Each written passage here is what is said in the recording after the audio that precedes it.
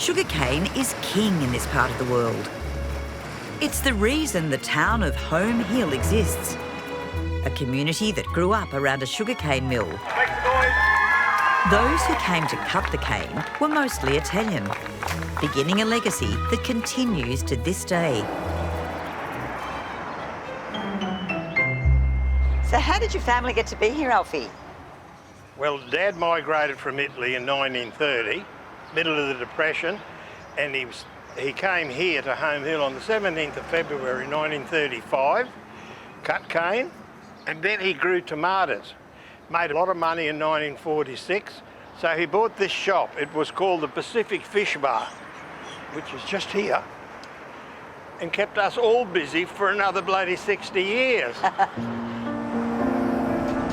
Our shop was the centre for all the Italian migrants, and Pop used to sell 12 tonne of spaghetti a year.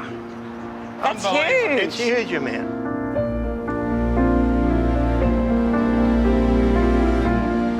Alfie Musumeci's father's shop is no more. But in its day, it provided a taste of home for the newly landed cane cutters, as well as employing the whole Musumeci family. Desley, my wife, when we got married, she worked in the business, and we were a family business, and we did well.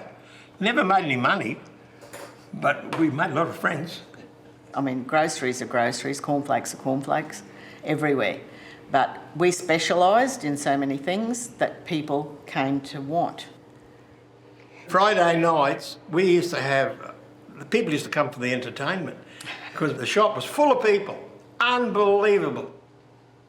Do you think Home Hill has changed a lot since you were married and you were working together? Gee, nothing left of it. It's so sad. This town, you would not believe, well, every night the people used to come to town just to park in Centre Park, and they'd bring their flash new cars, especially the Italians, and the buggers wouldn't go home.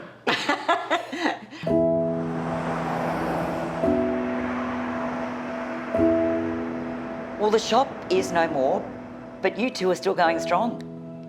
Oh shit, yeah. She was we have a good marriage, mainly because I'm very understanding. You know?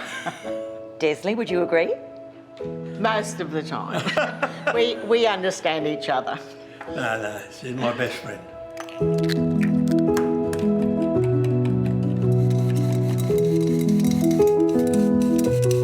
Alfie's father brought with him a passion for food and Italian cooking,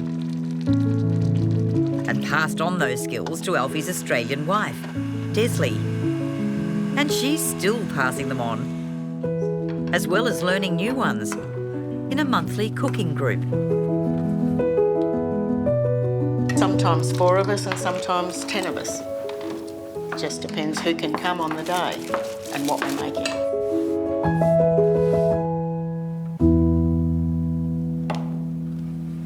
Well, some of them are recipes that our grandmothers had, and if they're not passed on to the future generation, those recipes are going to die with them.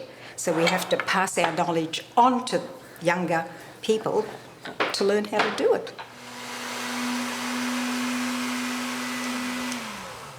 So I learned from my nonna. My nonna would always make cannolis at all our big events, and then now I can do it myself. So you're learning lots? Yes. We learn from each other.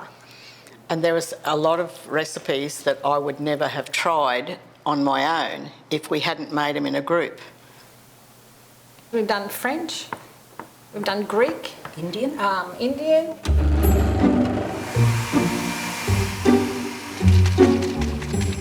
When you're trying new things, do you ever have any flops? We do, and that's why the group's called Pandemonium, because sometimes it is.